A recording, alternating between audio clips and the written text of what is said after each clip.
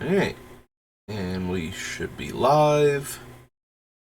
So, my schedule is going to be really crazy hectic over the next couple days, but I randomly picked up a few extra hours today, but most of them will not be dedicated to streaming, but because of that, I do have a little bit of time. So, I figured I would use that time to work on Gex. Yeah.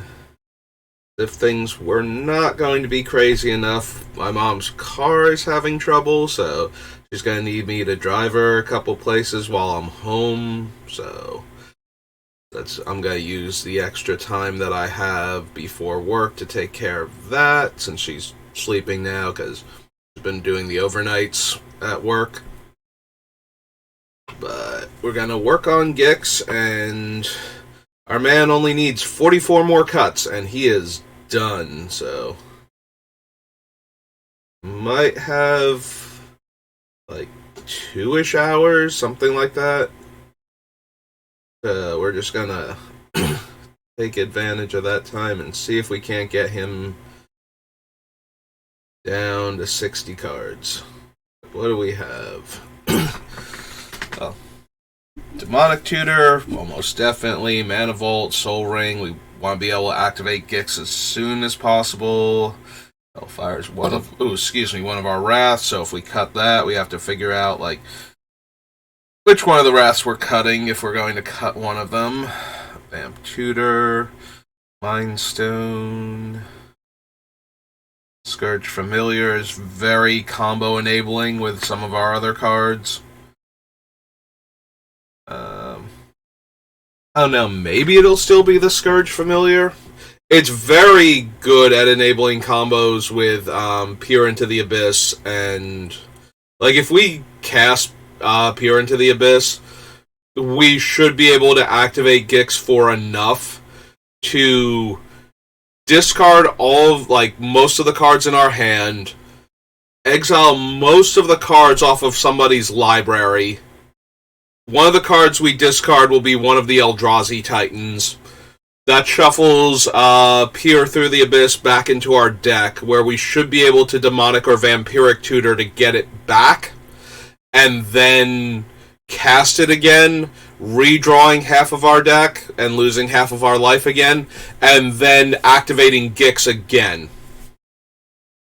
So, yeah, we should be able to do all of that, and that's not even unreasonable. If we've drawn over half of our deck, between the Peer through the Abyss and actually having, the redraw and everything, we should be able to get, we should be able to discard enough cards to activate Gix, get enough mana to activate Gix, then tutor, and by activating Gix, trigger the shuffle on the Eldrazi Titans, get Peer through the Abyss back into the deck, and be able to get it back into our hand and discard enough cards to cast it again off of the Scourge Familiar, thereby giving us half of our refreshed deck. And we might even be able to loop that multiple times. Since Peer through the Abyss is only losing half of our life total, not a set number, we shouldn't run out of life anytime soon, and we should be able to loop it multiple times and just kill everybody.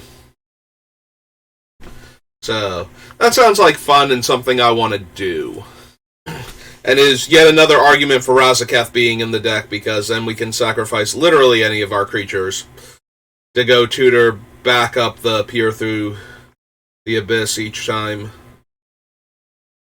It does make me a little sad that we cut the Scroll Rack, because that is, the one way to make sure, if we somehow didn't get what we needed, we can, put the half of our deck that we don't need back and take the other half instead. So, but that seems highly unlikely that we'll get into that position. Although maybe that's just a fun, dumb combo and I need to focus more on other stuff. Like gaining tons of life and drawing tons of cards that way.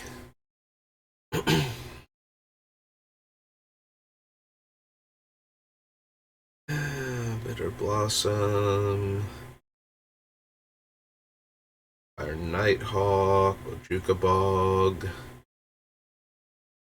Really desperately want to keep both of these two for the shuffling back in. Might need to lose. Well, we need to lose some stuff. Might need to lose. What was I thinking? I lost my train of thought now. Possibly something like Kokusho. He gains us a ton of life. Like, if we have 3 opponents, that's 15 life we gain, while each one of them takes a hit for 5. Just for him dying, but we can't force the death trigger other than wrathing the board or targeting him with our own removal spells. So that's kind of not great. But he is a 5/5 flyer, so he wears, like, our lifelink equipment and whatnot very readily. We don't have enough for everything. So we're going to have to make some number of cuts. Obviously, we still need like 44 cuts, so some of this stuff just has to go. The question becomes, like, which cards don't I love anymore? Which ones are not doing enough?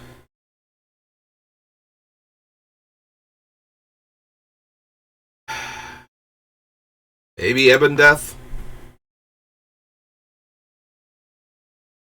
So Recursive Threat, we can cast it from the graveyard, but I think if we're doing enough fun stuff with Gix, we don't need that?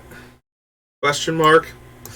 Also, we don't have ways, again, to sacrifice our creatures for value, so we can't force the trigger. Like, he requires that something has died during the turn that is not named Ebon Death Dracolich. So we would either have to kill an opponent's creature and then have the mana left over to revive him, or something else has to have died. Like, it's fine when players wrath the board and we can just recast him from the graveyard because everything died this turn, but we need cuts, and while he's good, we have other things that are also good that are more on topic. Like, Tenacious Underdog, we can just keep recasting from the graveyard and drawing more cards. I'm gonna be down to like 63 cards when this Vampire Scrivener finally leaves my playlist. Yes, we are building a playlist. This is my new album. I hope you like the cover art I have selected. Like, look at this glorious monstrosity over here.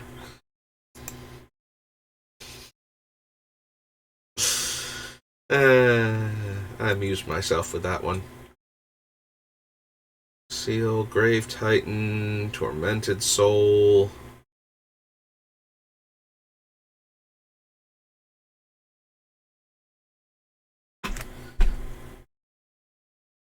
Can I cut the Soul of Innistrad? I mean, I can cut any card I want to, but I really like if we're not doing the craziest stuff imaginable, I really like just spending 5 mana to get 3 cards into our hand, and then, untapping and spending 7 mana to look at the top, 3 to 4 cards of an opponent's deck, depending, if we don't want the card that we drew for the turn either. And, just keep digging through our opponent's decks until we get the stuff that we need in order to win. But maybe by the time we can do things like that, we don't need the Soul of Innistrad.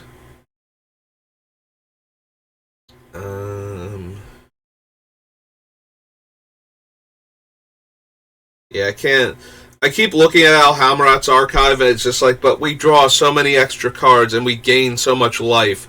And then I have another card that lets me draw cards equal to the amount of life I've gained by paying that much mana. Up to that much mana to draw up to that many cards, and it's just how can I just want to draw all of the cards, and then throw them all away, and then pick them back up again, and that is my goal here. So if we could just do that, that'd be amazing.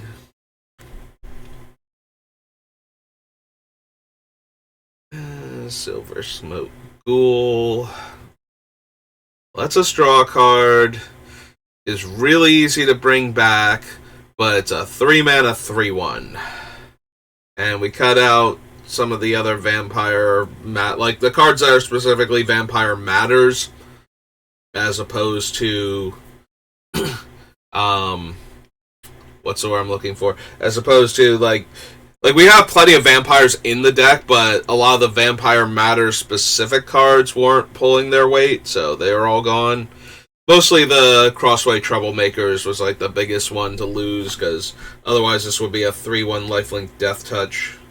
But a lot of my vampires are already lifelink and or Death Touch, so got a lot of Nighthawk things going on. So having them gain the abilities most of them already have felt kind of redundant. And we have tons of other ways to hand out lifelink. Not so much Death Touch anymore. We have like the Wand of Orcus, I think, because I'm pretty sure we cut Basilisk Collar, just because we have equipment that I want more. Like I want the big buff, so that way, since a lot of our things have lifelink anyway, and we have the Whip of Erebos also, we're going to be able to gain the life anyway. So I wanted a bigger buff. So we have like the 2 Nightmare Lash variants. And like the Wand of Orcus.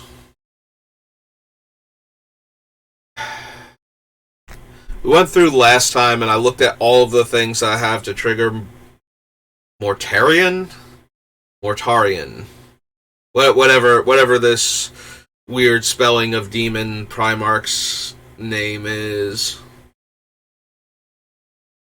Like, we had enough ways to trigger him during our own turn besides Gix. Like, Gix, obviously, like, we're doing damage to the opponent, we're drawing cards, but I wanted ways to trigger him when we can't get through for damage and draw the cards, because that would give us more bodies and a better chance to get through for damage and draw cards, and therefore make more bodies.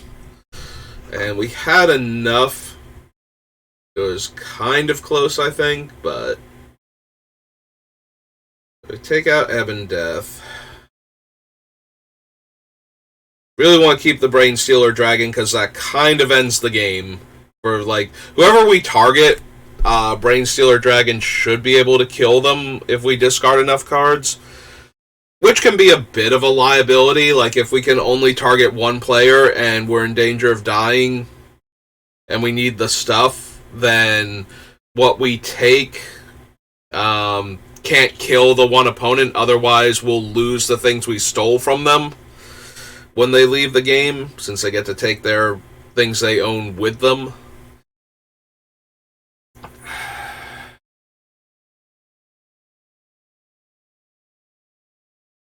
But yeah, I still like the idea that we can activate Gix and just kill a player with Brainstealer Dragon in play from Gix's activation. You know, like, hey, I hit like 20 mana worth of permanent spells. Guess you'll lose, half your starting life total, and that'll probably be enough to finish most players at that point. And it really is going to be something like that. Like, if I am discarding like 7 or 8 cards to Gix in order to activate him, and we hit like, any large spell, any large permanent spell, Eldrazi Titans, giant angry artifacts, huge creatures, like game-ending enchantments, any of that stuff. We'll get to hit the player for a lot of damage on top of getting all their stuff into play. And we do still get comes into play triggers, fortunately. So, we've got that going on. But yeah, Brainstealer as a 7-mana creature has a little bit of temptation to get cut. Like, I feel like I want to cut more of the insanely expensive top end, so that way we're spending most of our mana on casting Gix instead.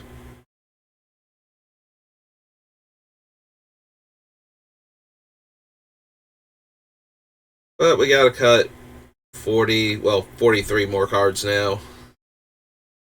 Like, I can see it being the Soul of Innistrad. I do like what it's doing in the deck, but maybe it's not good enough.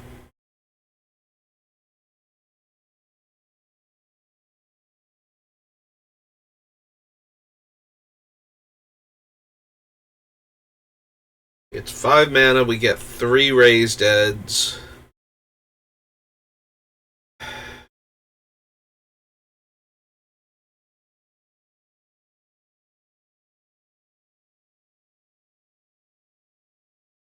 Yeah.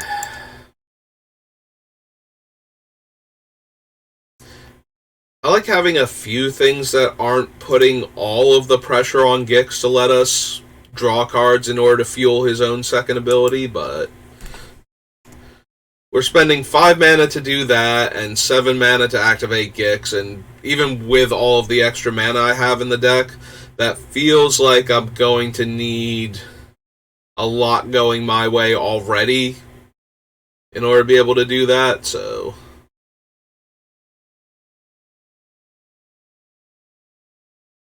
I'll keep Henrika.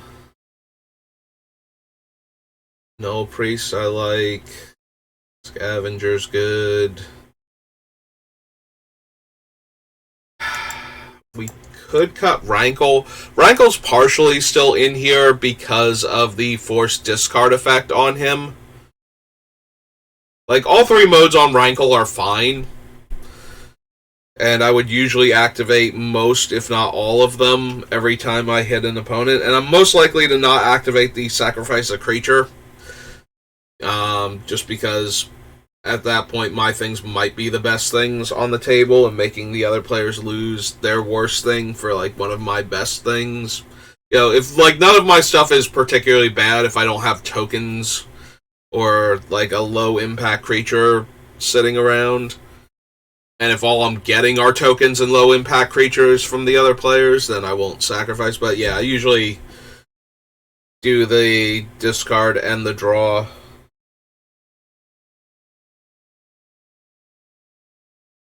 But maybe we don't need that anymore.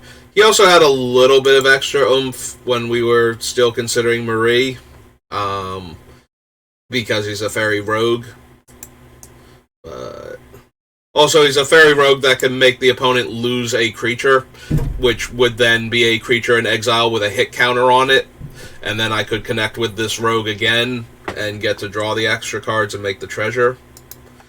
But yeah, he's probably at the point where I don't need him anymore.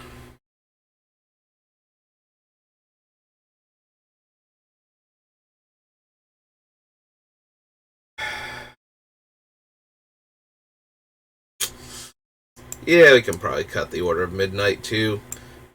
It had the benefit of being both minor card advantage and an evasive threat that I could cast early to draw cards, but we have others that are just straight up unblockable for the early game, and at least one other flyer, like in the Volt Scourge.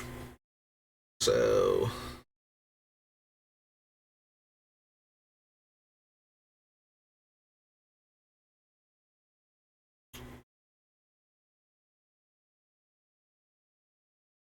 do we need Kalitas?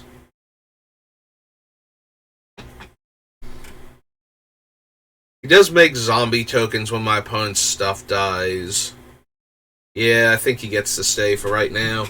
I think we're going to need more motivation to cut him. Like, we have other things that should go before I give serious thought to cutting Kalitas, is what it boils down to.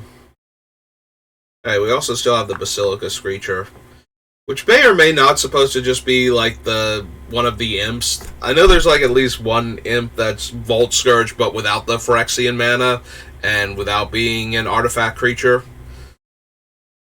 I want to say it's like Dagger Drone Imp or something. And we might seriously want that. Like, originally, because we were running the Pontiff, and I was considering, actually casting a lot more spells the extort seemed like a reasonable thing, but maybe I just want like another 1/1 flyer. But that's a lateral shift, not an actual cut from the deck, so. Yes, hello, Vault Scourge, Ash Writhe, Wormcoil Engine. Definitely want Journal, definitely want Exsanguinate. Yeah, it might be Kokusho that needs to go. As we move closer and closer back to where he was. And we already cut Junji too, so we are losing both of our giant spirit dragons, but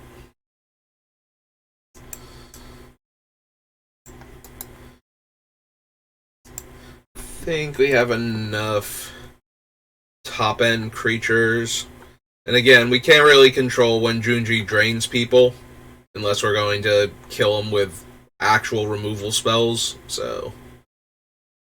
And some of our board wipes can't even kill our own stuff, which is, by design, because I'm trying to get critical mass of creatures to get through for damage, but still, that does mean that killing my own guy is actually a tiny bit harder.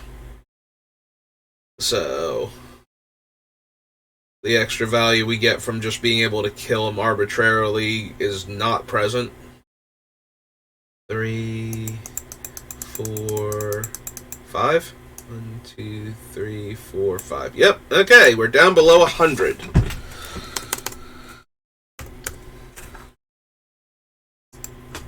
Okay, 60. Or no, 39. 39 more cuts.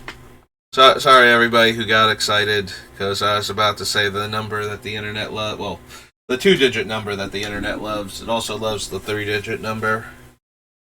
But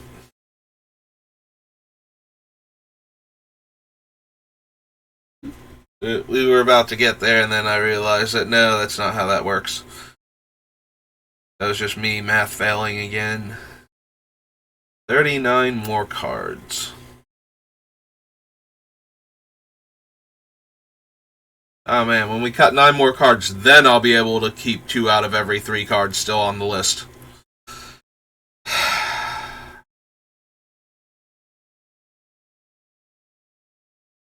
Hey, let's go take another look at all of my removal again and see if there's anything else. Because we probably need to cut like 1 or 2 more pieces of removal.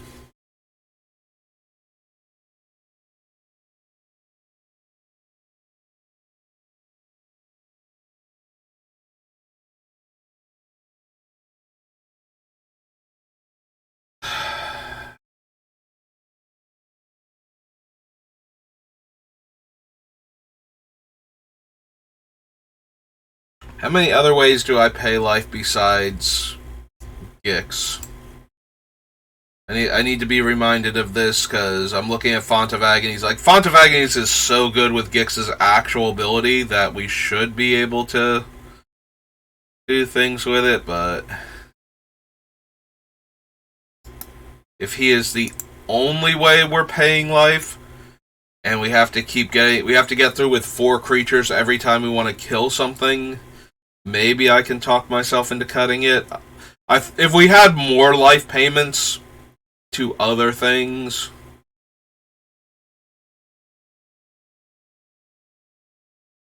the fetchers are all pay a life, right? Like, they're actually pay a life. Normally, I just think of it as you go down a life and you tap them and you get your, land out of the deck. But it actually matters now if I'm losing 1 life versus paying 1 life towards them, and I believe you pay life with them. We lose life to Bitter Blossom. You're not paying life to get the creature, so. Chalice, Kozilek, Ulamog. Here, real quick, I need a duplicate tab, because. Alright, so. This on Marsh Flat, so it's the one that immediately is in my head. So that's pay a life. Ancient Tomb, does it deal 2 damage to you, or is it pay 2 life to get... Deals 2 damage to you. Okay, so that one's not able to trigger it. We do pay life for the Phyrexian mana symbols on Lash Writhe.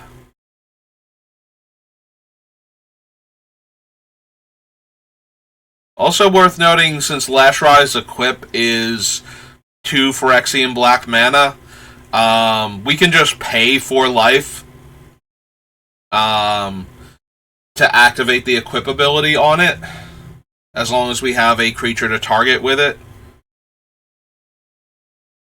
in order to get 4 counters on Font of Agony, so that is a thing. Rogue's Passage, Crypt Gas, Bracers, Overlord, Whip, Hedron Archive, Kalitas, Gonti, no, Earhawk, nope, nope. Razaketh pays 2 life, but if we're at the point where we have Razaketh, like, we should be winning the game. Font shouldn't be doing enough. We have the Doom Whisperer. Is Murderous Rider... Murderous Rider is lose 2 life, right? It's destroy target creature or planeswalker and... oops. Let's cut Murderous Rider. Should be lose 2 life. It's not an additional cost to cast. Yeah. Agadeem's Awakening. Feed the Swarm. Feed the Swarm is also lose life. Gristlebrand, Henrika doesn't cost life. Tenacious Underdog is pay 2 life, though, to get him back. Scrivener, Sheoldred, Ix's pay life.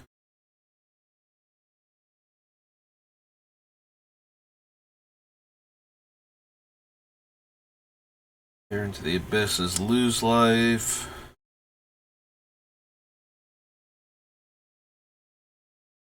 Underworld Hermit, Necrotic Hex, Sir Bone Miser, Vain Coven, Death Tyrant, Wand of Orcus.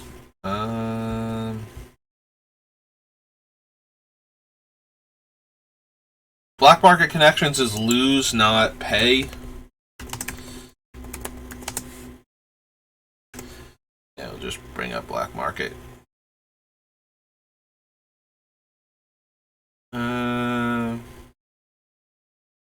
Choose one or more. I lose 1 life, so I'm not even paying life for that one. That's actually, like, that one feels like it should be a life payment. Oh, wow, I'm just, like, dropping frames all of a sudden. Computer, what's wrong?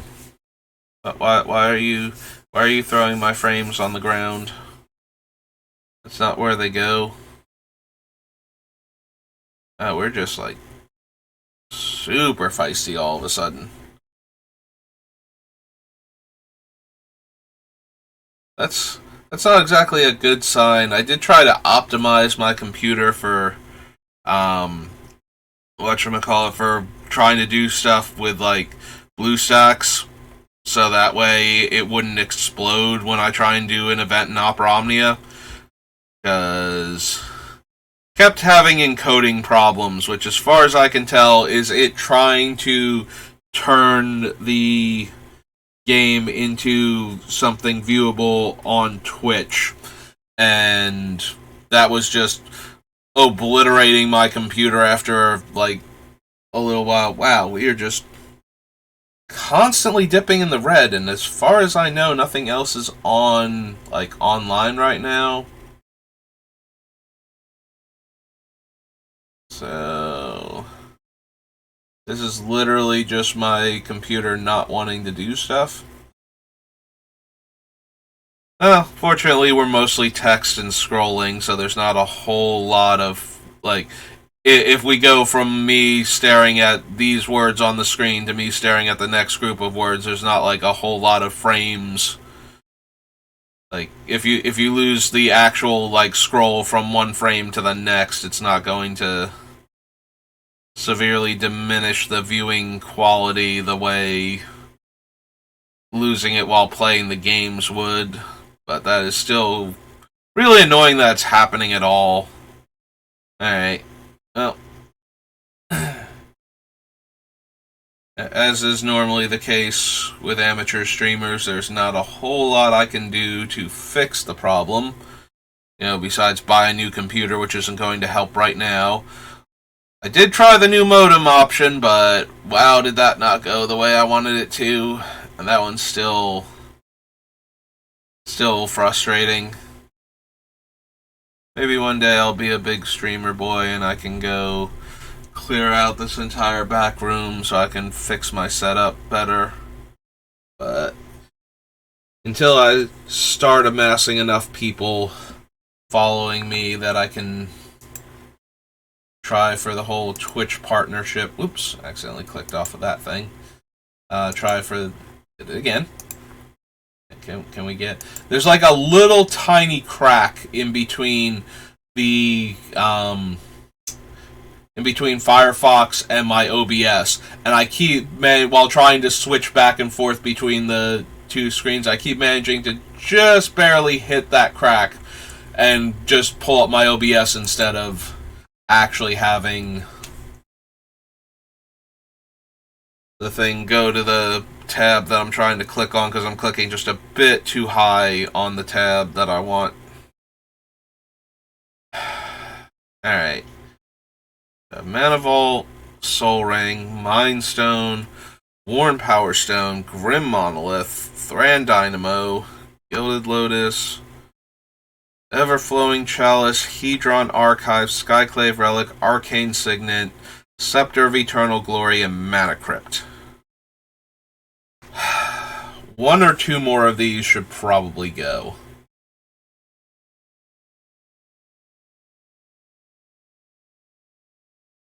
We need to make room, and I do not have enough room for all of them, sadly. As much as I want all of the extra mana. I mean, I kind of do, but then I need to take out a whole bunch of the fun spells that we're trying to ramp into, so... Like, the low end we want, Soul Ring, Mana Crypt, Mana Vault, almost definitely.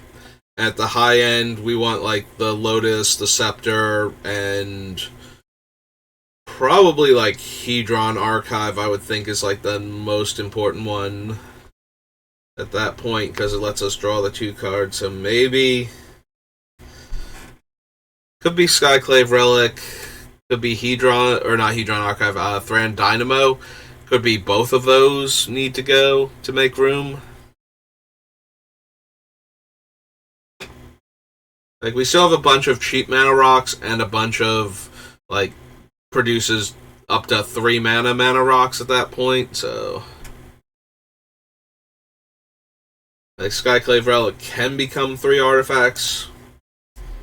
Yeah, so it's more expensive than the Lotus, but it also lets us add different colors of mana, because each one of them is a separate mana source that we can choose what color we want, whereas the Gilded Lotus is locked into the 3 mana of one color.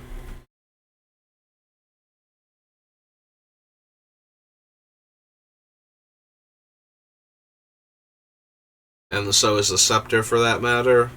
But it's 6 mana instead of 5 or 4, and having to have the land types. Yeah, I can see it being that one. So if we cut that... Probably cut Thran Dynamo. There's also an argument to be made for cutting Hedron Archive instead, since sacrificing it for the 2 cards is not usually going to be something that we desperately need to do.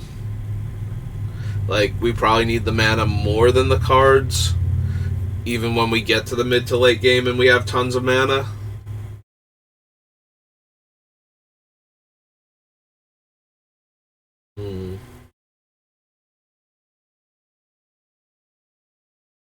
Maybe it is Hedron Archive then, and we keep the Thran Dynamo so that it taps for, an extra mana, rather than having the option to draw cards.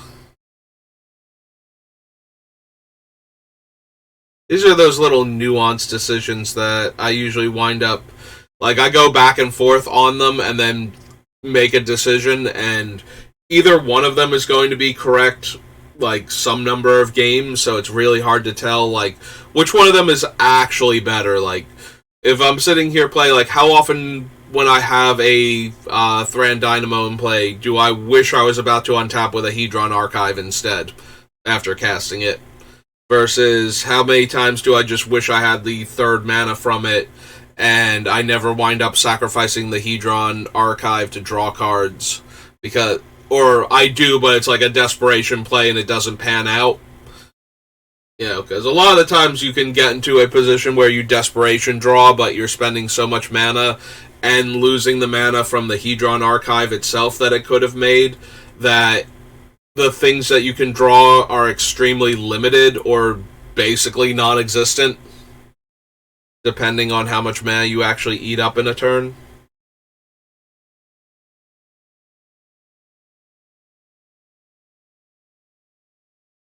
And, you know, it also matters, like, how often when I cast the 4 mana spell do I need to go, like, it's a 4 mana spell, so I'm going from 4 mana to either 7 when I untap, or 8 if I have a land drop that comes into play untapped, versus going to 6 and possibly 7. So how often do I actually need to go to 7 when I cast the 4-drop Artifact Mana Source early? Because if I need to go to 7 versus needing to go to 6, then I need the Thran Dynamo versus the Hedron Archive. Like, if I normally need to go to at least 6 mana, and while I'm saying this out loud, Gix's activation is exactly 7 mana. So, going from 4 to 6, as long as 3 of it's black, means I need an untapped land also to go to 7 to activate Gix. Assuming I want to activate him this early, but he is one of the main things we want to spend this mana on. So yeah, now that I'm thinking about it in terms of that, I'm starting to lean more towards the Thran Dynamo over the Hedron Archive. Because that's one of the most important points, right? Like, we want to be able to activate Gix. Like, he is our goal. So, if the one artifact makes it easier to activate him as soon as possible, like, actually activate him, as opposed to, well, you know, one would be going to 7 and the other one would be going to 8, but we need 10 mana to do the thing, so we're going to have some time in between where we need other stuff going on in order to get to that mana, so we'll have time to cast more spells and look for lands and all of this stuff, so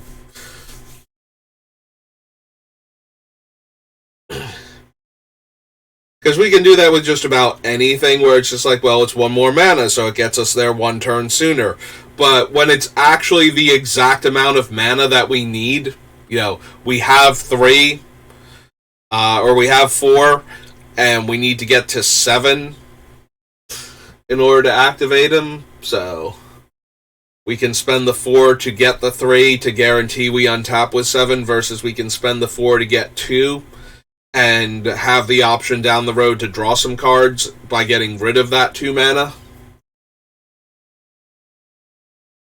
Like, I'm oversimplifying it by just going, well, this one gives us Gix and the other one doesn't, because that's still, you know, how often do we need to activate Gix on, like, as soon as we hit 7 mana? Like, we got, like, a 1-1 and a, you know, like a 1-1 unblockable and a 1-1 flyer, and then Gix, and drew 2 extra cards, and then drew 2 extra cards, and now we're going to activate Gix on that turn, possibly draw 2 extra cards there, or 3 if we can get him through, and draw, you know, like, are we going to actually throw the entire hand away on that turn? And the answer is we might.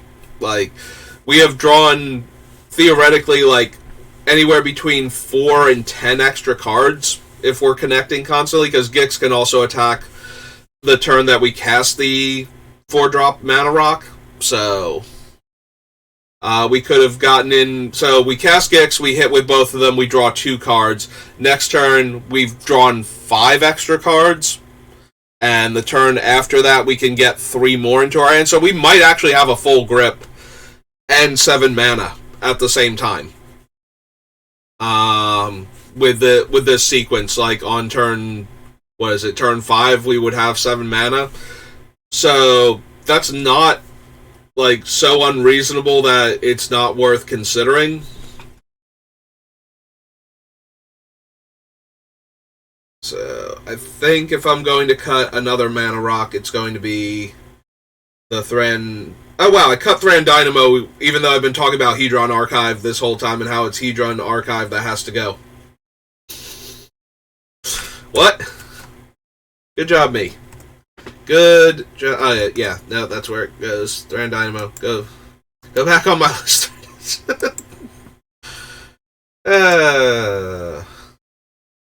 I might be tired. I might possibly be exhausted. That's so bad. It's like, okay, so we're gonna cut the archive, and I cut the Thran Dynamo like I'm rescuing it from this pile instead of, eviscerating it from the list. Eviscerating from the list? That's not how evisceration works. No. It's okay. Alright. Because English is my only real language that I can speak, doesn't mean I can't, occasionally butcher that. I'm eviscerating the language right now with my word choices.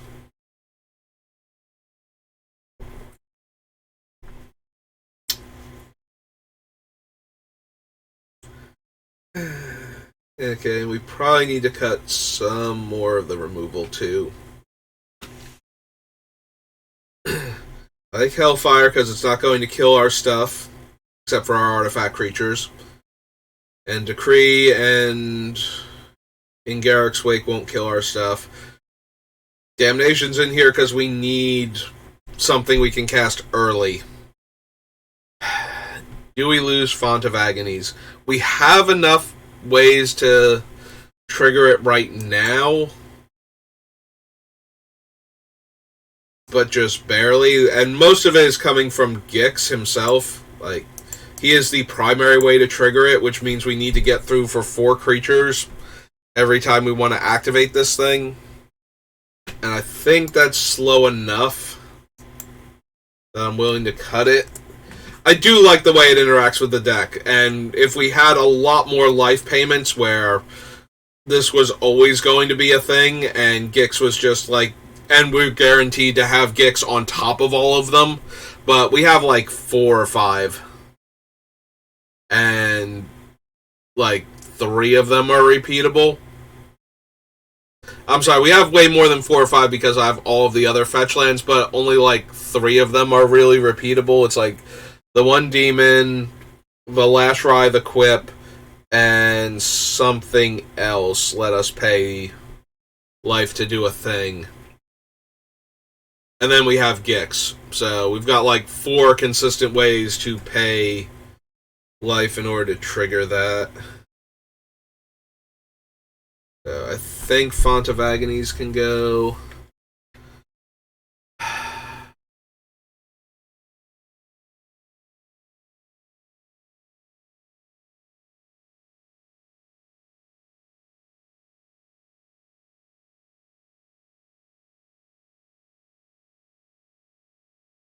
I like Necrotic Hex in this deck. Like, the ability to make an army of, like, a pile of 6 zombie tokens just seems a bit too good, especially when my opponents have all just lost a ton of creatures. I mean, it's very highly incentivizing the other players to wrath the board at that point, but if we were winning, they were going to be incentivized to do that anyway, so we might as well be winning and force the issue.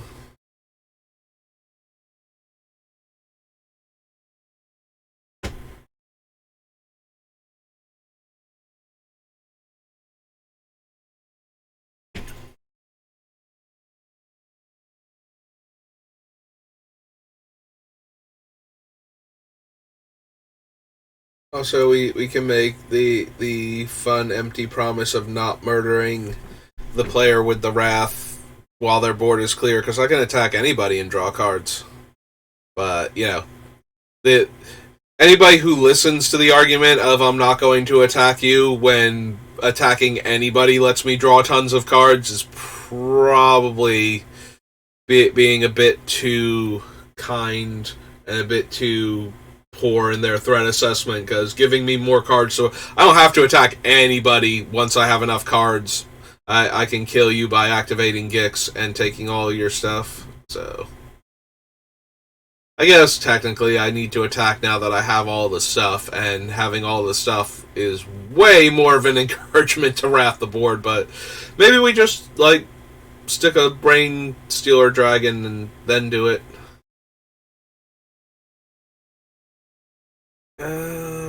But yeah, we probably need to cut at least one more of these removal spells. I'm slightly leaning towards Assassin's Ink, despite the fact that it...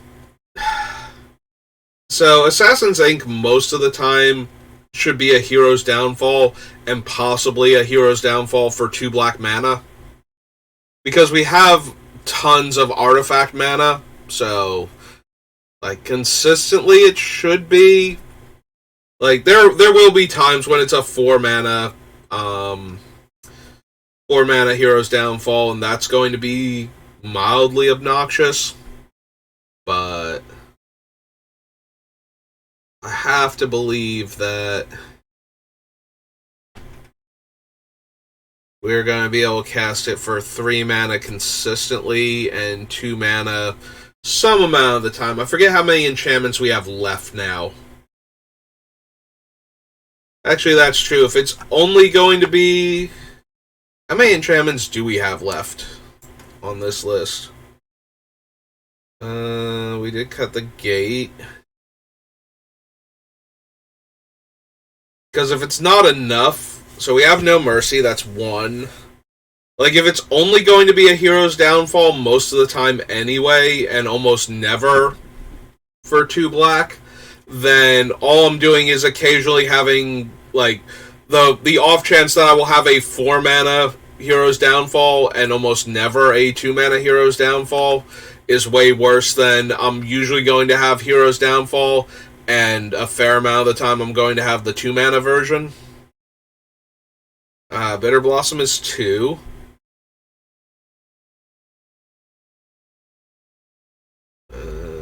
Nope. Exquisite Blood is 3.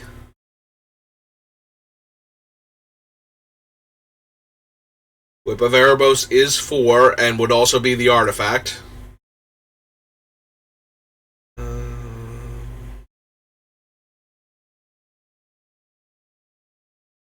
Faith of the Devoted is 5. We're cutting the font, so that would have been 6, and we can go ahead and cut the font here. So we're still at 5. And it's not looking great. Like, even if we had a whole bunch more enchantments, I don't think we would bother at this point. And it doesn't even look like we're going to get there.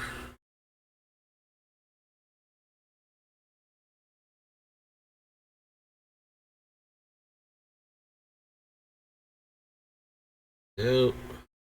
Feast of Sanity is 6.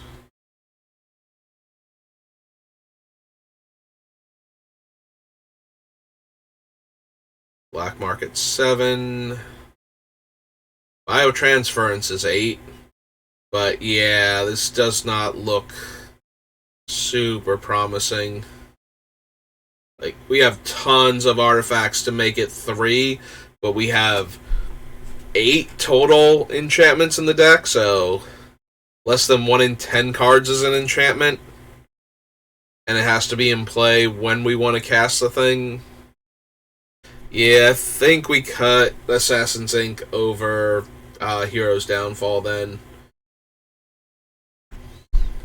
Like, we have 8 times that it's going to be cheaper. We still have a ton of artifacts right now, though, so it's normally going to be 3, but not guaranteed to be 3.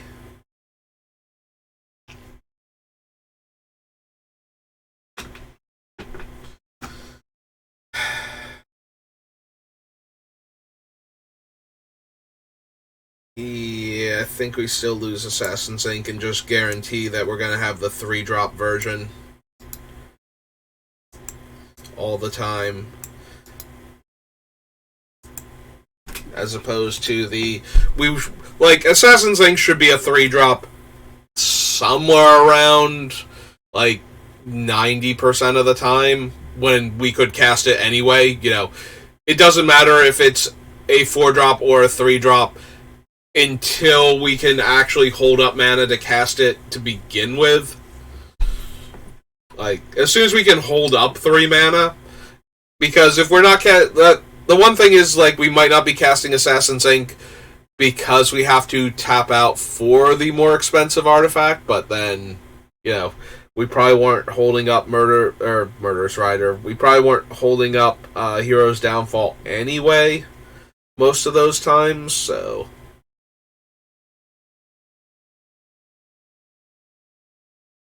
So most of the time, Assassin's Inc. would be a 3-drop.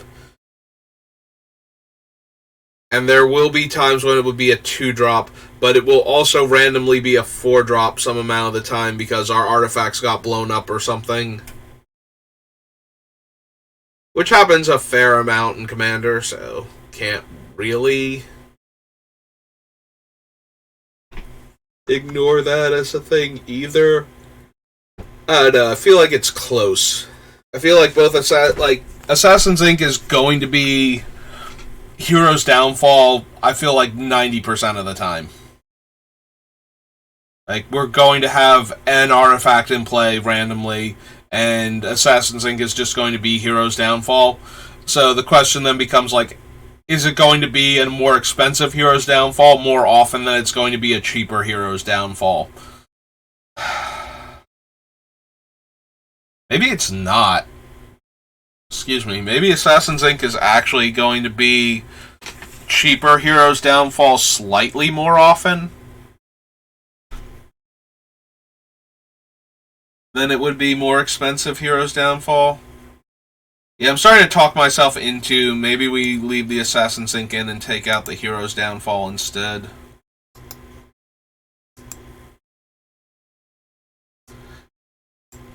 Because like I said, it doesn't matter if it's a 4-drop removal spell if we weren't casting Hero's Downfall at the time anyway. The only time it matters if it's a 4-drop is when we could hold up exactly 3 mana and we don't somehow have an artifact in play. Which seems like with how many artifacts we actually have on the list, feels like that is not going to come up often enough. And, we would be slightly more favored to have an enchantment in play than to not have an artifact in play. When we need to be able to cast the spell, so... Also, randomly, if we have the enchantment but not the artifact, if somebody blows up all of our artifacts and it goes back up to being a 3-drop, where it was at a 2, then that's still Hero's Downfall in our hand in those scenarios. Which seems even less likely to be a situation, but, Alright, we actually have to take these off the list. So, Hero's Downfall. Alright, cut font. Hedron. Archive. And Skyclave Relic.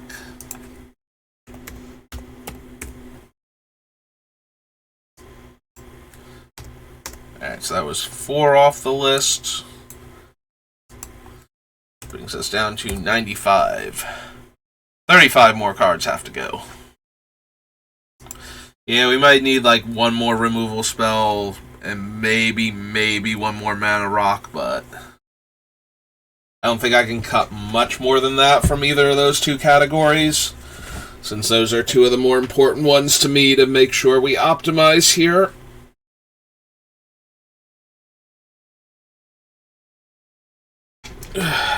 Stretching a little bit. It's almost 1 o'clock, so we've been going for an hour, and we are down... I think we cut, 10 cards almost. At this point, I think I started at 104, so we've cut, 9 cards. Took an hour to cut 9 cards, and we still need 35.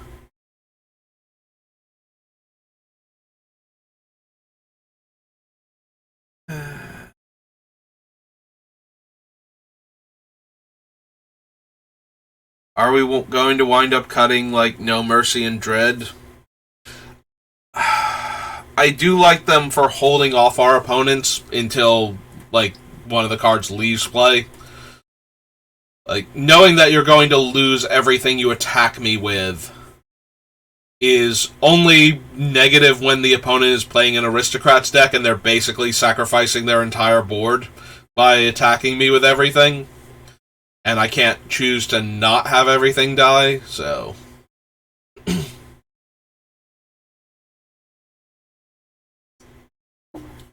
Yeah, I can't spare anybody. It's called No Mercy, not, limited mercy or small amounts of mercy. So, in that scenario, we would have to kill everything, even if I don't want to, but that seems very corner case compared to, just wanting everything that tries to hit me to die so that people don't try and hit me as often.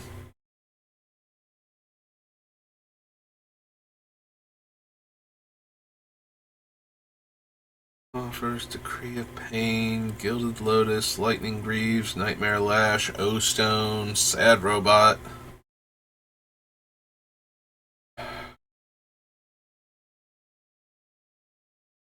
Grave Robber, Sensei's Top.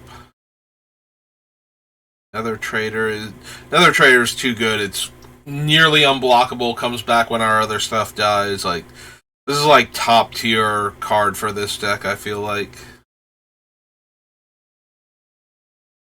If I could, there are certain cards that if I could just pick them to be anywhere near the opening hand, I think Nether Trader would be like one of my top picks. Because I'm almost guaranteed to get in for damage if I have Nether Trader and Gix together and draw some cards. Like, I think more so than almost any other creature on this list. Just because, whereas the other 1/1 unblockables also will guarantee getting through and drawing me cards, I feel like they're way more killable than, like, if somebody doesn't have an exile effect, either for the board or the graveyard, they're way less inclined to kill a random Nether Trader to stop me from drawing cards than they would be to kill, like, Changeling Outcast or the Accursed Spirit, whatever the actual spirit's name is. That Changeling Outcast is a variant of.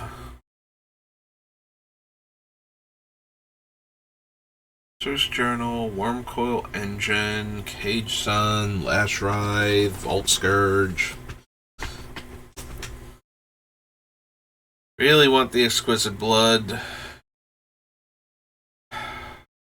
We've gotten rid of all of the other Madness cards and things that would care, and we have other ways to discard cards. Maybe I don't need Pack Rat.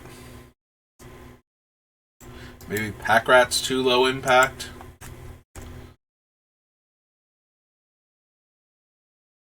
Ripghast, Illusionist Bracers, Abhorrent Overlord.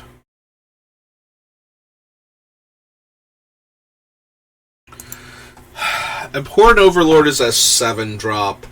And we're probably going to lose it or one of the other creatures that I have lying around. At least, like, one upkeep. Like I said, we might lose the Overlord itself, so that way we can get it back later. And just keep the 1/1 Harpies, because we want to get through for damage in the air and draw extra cards. We also might upkeep the Overlord itself in order to be able to get in with a 6/6 flyer. But either way, it is a 7-drop 6/6 that makes a bunch of 1/1 flyers and then has an upkeep cost of losing a creature. Because we do have a bunch of other stuff that makes tokens, but this is the only one besides Bitter Blossom that is actually making flying creature tokens for us. So, I'm slightly inclined to keep it for the flying bodies, but the 7 mana cost. Like, I did kind of want to cut a few more of the expensive cards from the deck. Alright. I'm almost talking myself into cutting Abhorrent Overlord, so let's see if there's anything else expensive that can go before it. I really don't want to cut the Archfiend of Ifnir. When we actually activate Gix, we will kill almost everything our opponents have and cripple anything left over by activating the Archfiend, or by triggering the Archfiend with all those discards. Right? Hang on, let me make sure I have that correctly, because if the Archfiend is whenever I discard one or more cards, help if I spelled Archfiend correctly. Ifnir. Another card. Put a -1/-1 counter on each creature your opponents control. Yep. Okay. Actually, we can pull up. We have his rulings, right? Show your abilities to resolve before you draw from the cycling ability. Ability that triggers whenever you discard a card. Doesn't give you permission to discard cards. Triggers whenever you cycle or discard. Triggers only once if you cycle a card. If a player discards a card during their cleanup step... Okay, so it doesn't have anything...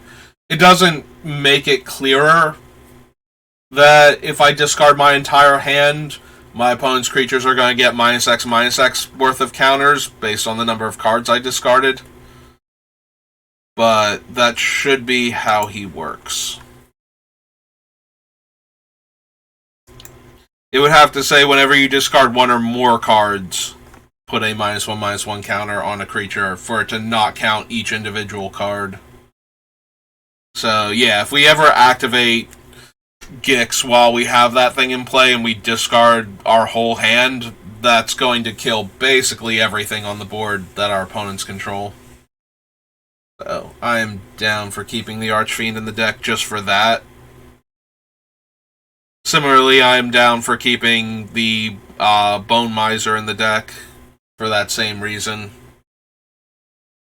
When we discard our whole hand, we will get more cards back, make more bodies to attack with, and generate some amount of black mana, depending on what lands we discarded.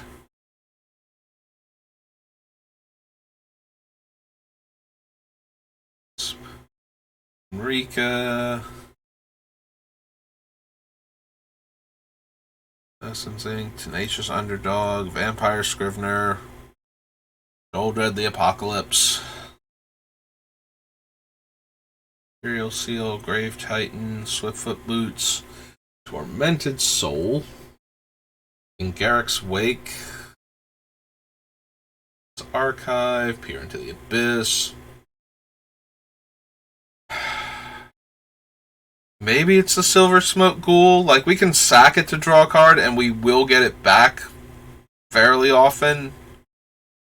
Also worth noting, giving it lifelink means that if it gets blocked in combat, we just get it back at the end of turn, so... Yeah, I really don't want to cut it. Just like that in and of itself might be worth keeping it.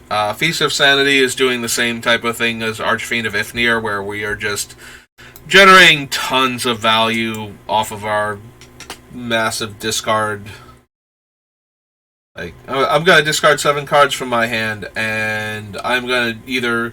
Well, I'm going to gain 7 life regardless, except for, like, making the targets invalid. But I'm also going to deal 7 damage spread out how I feel like, and that seems way too good to not run.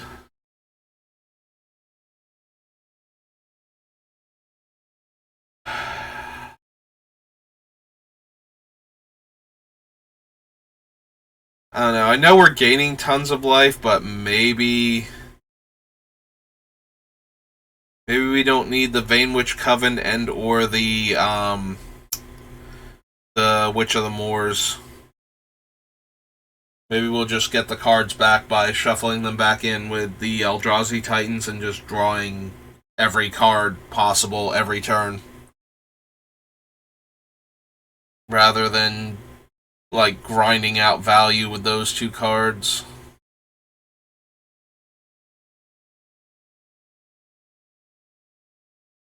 Doesn't she make them, like, I put gain life, I get to raise dead. She makes them sacrifice creatures too, right? Like, each opponent has to sacrifice a creature. I'm pretty sure that's also her game text. If you gain life this turn, each opponent sacrifices a creature, and you return up to one target creature from your graveyard to your hand.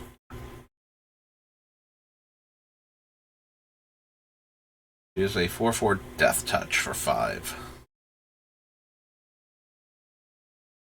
If I gain life this turn, each opponent sacrifices a creature.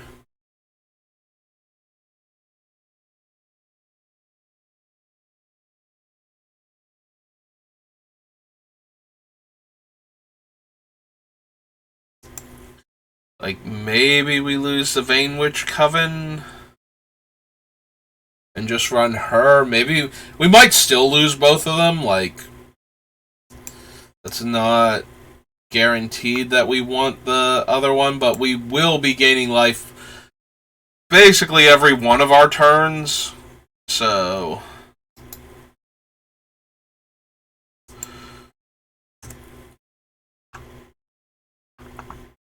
like, we could theoretically be getting back a large number of things that we've discarded or had die with the Vanewitch Coven, just because each individual creature, if we have the Whip of Erebos or Exquisite Blood, or God forbid both, would, like, each creature that connects in combat either to an opponent or like a creature or planeswalker even, is going to trigger the Vanewitch Coven. Whereas the Witch of the Moors can only trigger once at the end of each of our turns.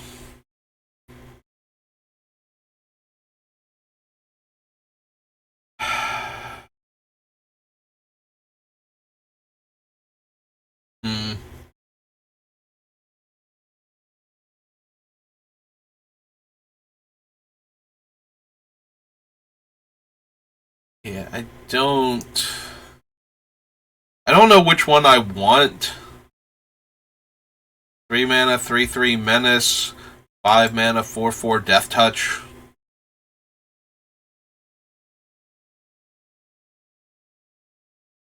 I don't really want either Witch getting into combat, though.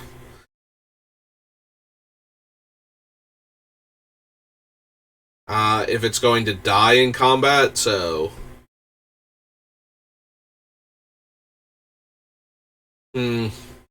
Like, I do like both of them for what they're doing in the deck. Like, one of them is potentially getting back large numbers of creatures, but I have to spend a black mana each creature I want to get back.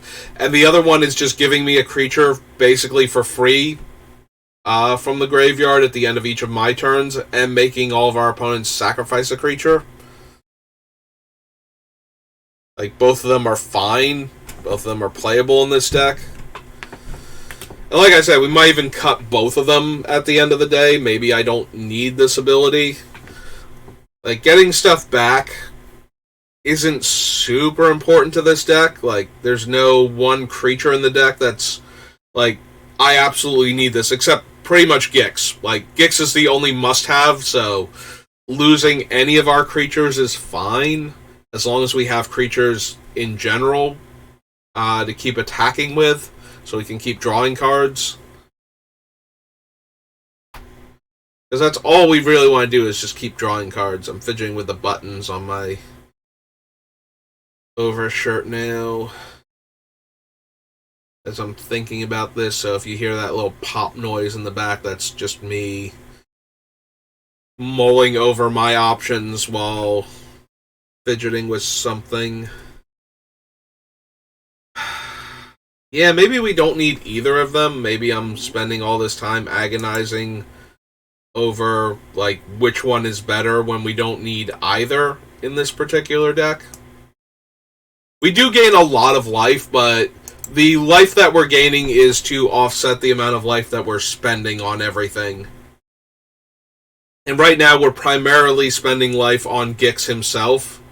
Like, we've cut out... That's the reason why the Font of Agonies wasn't as good, is because we weren't paying life to anything, and we're not even losing life to most of our things anymore either. Alright, so 1, 2, 3 cards. I managed to knock 3 cards off the list this way. So we're still above 90.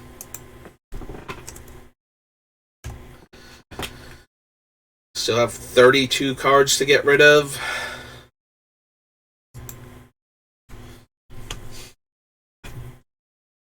$32 cards.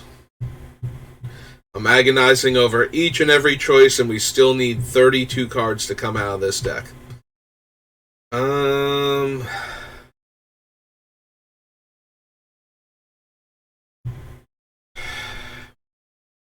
Alright, let's keep looking at them.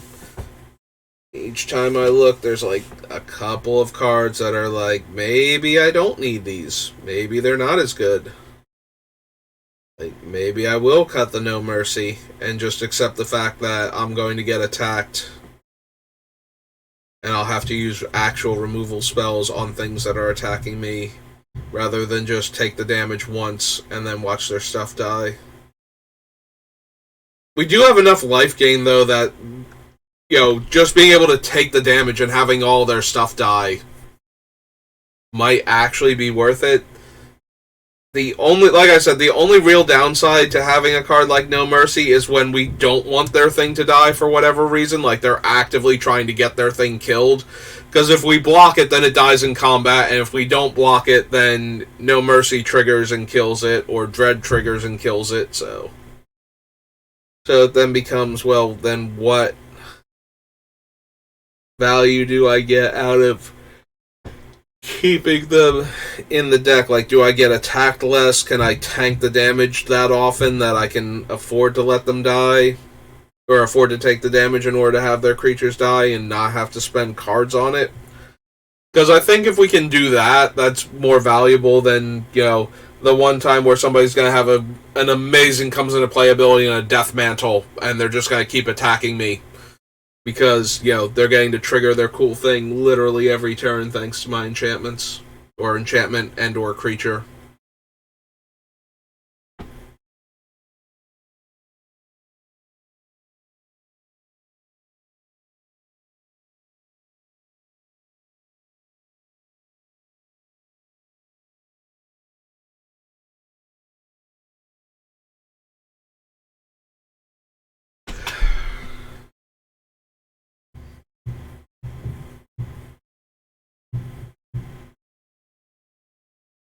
I'm thinking about Imp's Mischief right now. So the biggest reason to run Imp's Mischief is, well, it's twofold. It's like, what is our opponent going to target us with? And do we have anything in our deck that we absolutely have to protect? And we do have to protect Gix. Like, he is the number one card to protect with Imp's Mischief. Because we don't want to attack somebody with all of our creatures and then have Gix die, and then we don't get to draw the cards. Especially if we are losing some of our creatures in combat in order to get through damage. Like, if we're not trying to kill somebody and we are trying to draw the cards instead so that we can either keep not dying or actually finish other players off, I definitely want Imp's Mischief to stay in the deck to protect Gix in those type of scenarios. But we need cuts, and I already cut the Warping Whale, which I'm actually still kind of sad about, because being able to counter a sorcery-based Wrath is probably one of the coolest things we could have done with this deck. You know, we are trying to go wide and draw as many cards as possible, so that's going to incentivize any and all Wrath effects to start happening. So the idea that we could actually counter the Wrath out of mono black and get them completely off guard just seems like such a good thing to have access to. But sadly, we don't have the room for it, I don't think. Like, I might have cut it too early on the list, but we needed to make cuts, and if it's going to wind up going anyway, then that's fine. But yeah, I think Warping Whale might be one of the cards I most regret cutting already. Aside from the cards where I regretted so hard that I immediately added them back to the list before I ever cleared the list off and subtracted the cards from it. So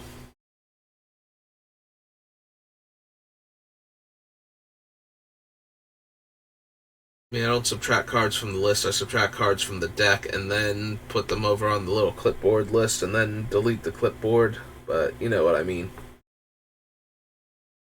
I've been so tired lately, and staring at this screen is not helping. Actually, like an extra hour of screen time is not what my eyeballs need right now.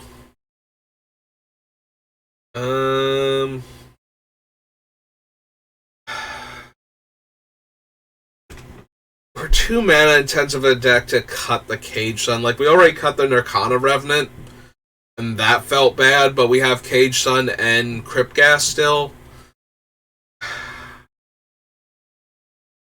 Yeah, I'm looking at cards to cut, and I'm regretting cutting things and wanting to add them back to the list now more than I can find things that I'm willing to cut from the deck.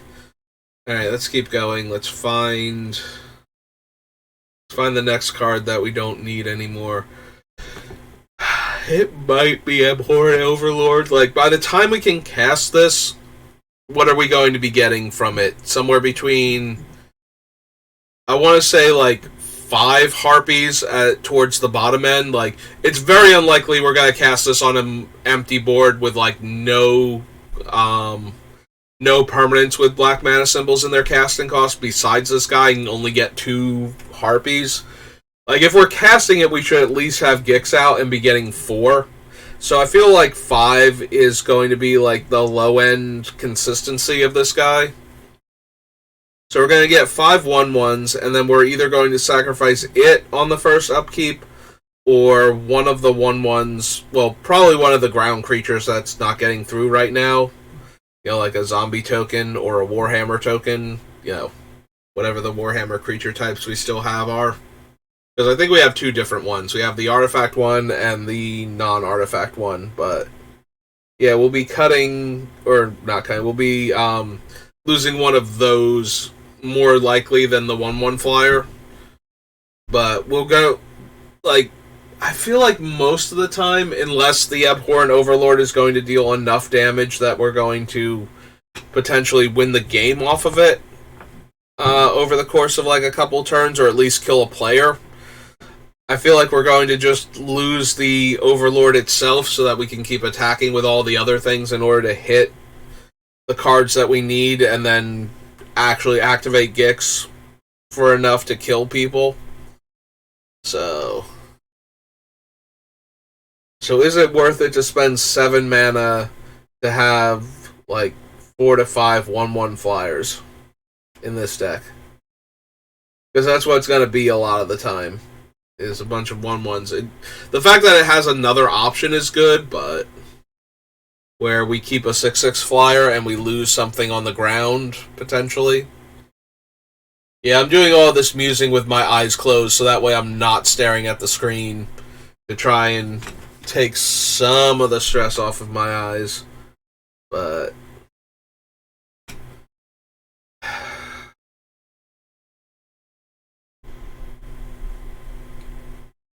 also the fact that we can sacrifice and then get it back later, either by redrawing it or with the whip that is directly below it, you know, some effect like that. I'm gonna keep talking myself into almost cutting Abhorrent Overlord because of what it looks like when we're not winning the game. But there is some value in keeping it for when we are winning the game, and it just makes sure we keep winning. But I think we might have enough, like, top-end problematic cards for the opponents to deal with that we don't also need. Yeah, you know what? I've almost talked myself into cutting this thing like 3 times now. I think we're finally going to just go for it. Alright, so Abhorrent Overlord, gone. Done. Killed him. Moving on. Elitis, Gonti. Is it Gonti? Like, we have so many other things that, like, this is basically what Gix is doing, is just taking the best cards off the top of your deck and using them against you. And Gix is bypassing mana costs. I did have Gonti in here because it is a Death Toucher that gets me card advantage on top of, being able to swing. And we did have a few ways to make the comes into playability, like, I was considering Conjurer's Closet, and we had Panharmonicon because we had enough stuff with comes into playabilities that I thought I wanted to copy them and do them more to generate more advantage. But I mean, we did just cut a 7 drop. I suppose we could afford to cut something toward like the top of the lower end. The 4 mana mark in Commander. Gonti is just so generally good, but also being a Death Touch creature means it could get through for damage just a bit more often. Archfiend of Ifnir, Faith of the Devoted, Shadow of the Grave. Yeah, I love all 3 of these cards in this deck. And it's going to be really hard to lose any of them. Fifth. Silver Smoke Ghoul and Oathsworn Vampire both have just tons of ways to get them back consistently. Like, if we have Whip of Erebos or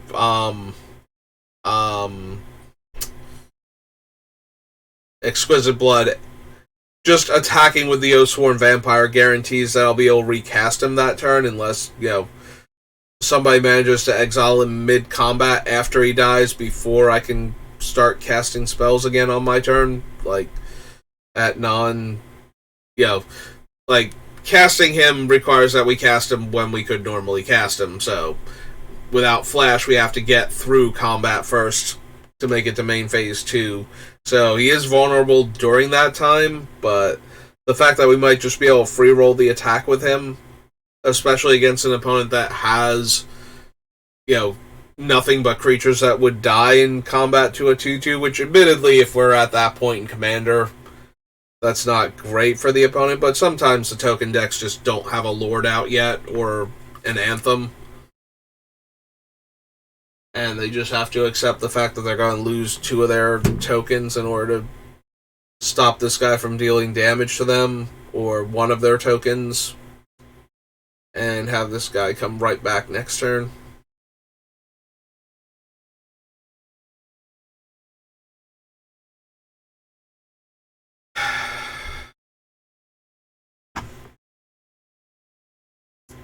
Alright.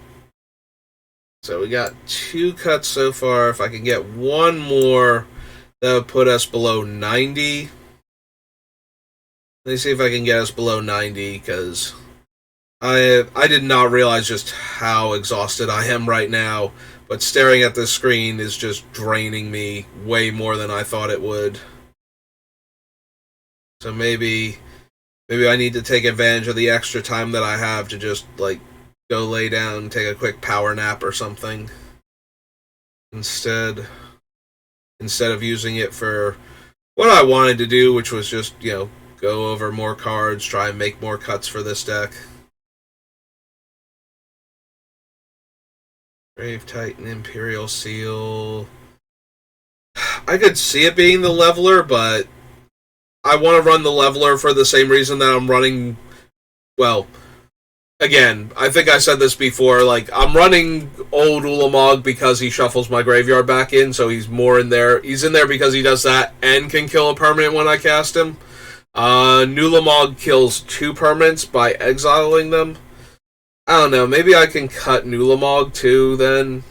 Maybe Nulamog and Cityscape Leveler, and we just run the Eldrazi Titans that shuffle back in.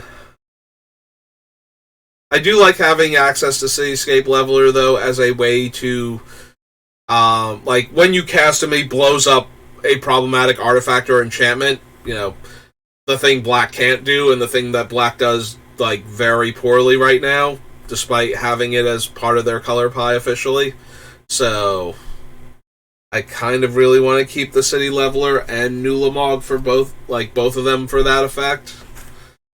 And yes, that is a ton of mana, and that's not always going to be the best. Like, they're going to be cheap things that we need to have die, and we can't get to the mana that we need to cast these giant things because, like, worst case scenario is something like Aura Shards, where it comes down, we can't play our mana rocks to ramp anymore, because they'll just get blown up, and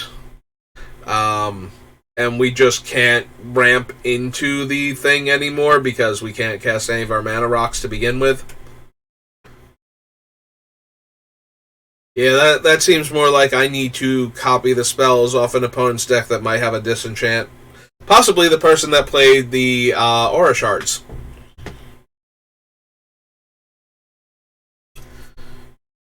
Activate Gix and discard our hand and try and hit a way to remove their own enchantment that's giving me fits, but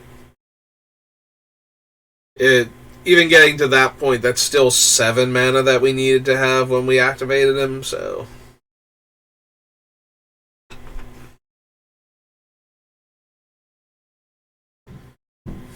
Grasp... No Priest, Scavenger, Lithoform Engine, I can't see cutting. Lithoform and the Bracers, I just want, and Rings of Bright Earth, I just want to be able to copy Gix's activated ability. Like, that just seems so good. Alright, I'm back where I started before. Alright, so... Yeah, alright, so we go down to 90, and I think I have to call it here. Like, my eyes are just killing me right now to keep staring at this screen. And I can't sit here with my eyes closed and ramble about Magic and actually make progress with the deck. Like, I can definitely close my eyes and ramble about Magic, but trying to make progress with the deck is going to be nearly impossible under those circumstances, so... Unless it comes to me in a vision. Yeah, it's not coming to me in a vision. Okay. So... We're going to save that, and we're going to call it for right now. Thank you for watching. Hopefully we'll get Gix done sometime over the weekend. I don't start my holiday shopping right away, because Black Friday is insane. I did accidentally go shopping on Black Friday one year. It's actually, like, the way I pieced together that I was shopping on Black Friday still amuses me, because this is the exact sequence, so... back when I used to play other card games, I would occasionally go to, like, the big box stores like Target and Walmart and whatnot, because, similarly to if you've ever seen the, like, when Magic the Gathering does it, there'll be, like, 3 packs and a promo card, and the promo card has, like, the 5 mana symbols as, like, a watermark in the text box. And for a while, if it, like, the expansion symbol would be a shooting star instead of the actual set expansion, but now I think they leave the set expansion there. So anyway, so it's like the 4 or the 5 mana symbols in the text box as a watermark, and that's the promo. I'm trying to think, like, they did one for, like, relatively recently. I think they just came out with, like, 2 of the Valkyries are them now, like, and they were both Valkyries from the theme booster packs or whatever, like from Call Time, where there were, like, a handful of cards. Hello, Comet of Legends. You came in right as I am getting ready to stop for the day, because I have been super exhausted, and staring at the screen is, like, just killing my eyes right now. Congratulations on getting Gix. I do love the card. I am super excited to build the deck. Yeah, I was just relaying a story because it's coming up on the Thanksgiving holiday over here in America, and one of our big shopping days is the Friday after that, and I try and avoid that kind of madness. So one year, I was going out looking for promo cards for one of the other games, and I'm driving and I'm thinking to myself, it's like, there's a lot of traffic today, like, this is ridiculous. and I get to the store and every parking space is full, and I'm like, and there are a ton of people out shopping. And then my thought process is, and I had turkey yesterday. Not like, this is Black Friday, not yesterday was Thanksgiving. It's like, I had turkey yesterday. I am shopping on Black Friday. God damn it.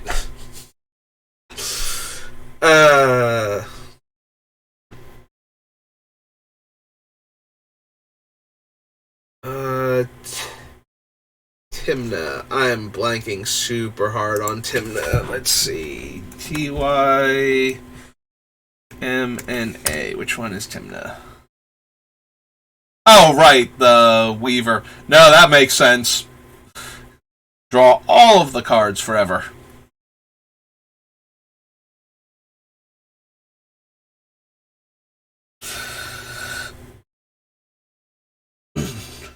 Yeah, no, I usually try and avoid going anywhere on Black Friday or like that entire weekend if I can help it, other than to work, because it's just such a madhouse and people get so crazy, especially on the Black Friday. Like, I never get up early in the morning anyway, so I'm never going to get trampled to death on the Black Friday deals, but they do go nuts sometimes, and there's never been a deal that has been so good that I needed to risk dying for it. Like, no big screen TV for like $50 is going to be worth nearly getting killed by some crazy people. So. So I'm really sorry that you came in right when I was winding down, but the more I try and work on this deck, the more it has been just causing me so much eye strain. Like, I'm starting to get a headache now, and I'm gonna go lie down for a bit before I have to go into work. So I do thank you for stopping by. I'm also glad that you have gotten Gix and that you found a good spot for him, because I love this card. I am so thrilled that he actually got a good, fun card, because I wanted a Gix card ever since Urza's Saga came out. And I was sad when he didn't show up in any, like, he never got a card in the set or in the block. And then when they started doing legends, for like commander sets where they're like, we're going to pull legends from old things, like, any of the commander sets when they used to do that, or commander legends or anything like that, I kept hoping they'd put like a really cool Gix card in. So when they announced they were doing the Brothers War, it's like, they have to make a Gix card, so the only question is it going to be good? And when they previewed him, I was so relieved that it was actually something where I looked at it and went, I would like to build a deck around that. Like, that's what I needed. It didn't need to be a great Magic card, it just needed to be something where I looked at it and went, yeah, no, like, they actually did something cool with him. Something that I would want to build a deck around, or not be, like, disappointed with. So, I love this version of Gix, and I'm really glad he actually got a good card. Alright, I'm gonna go lie down now. I'm gonna end the stream, but thank you for watching, and I will see you next time. Have a good rest of your day.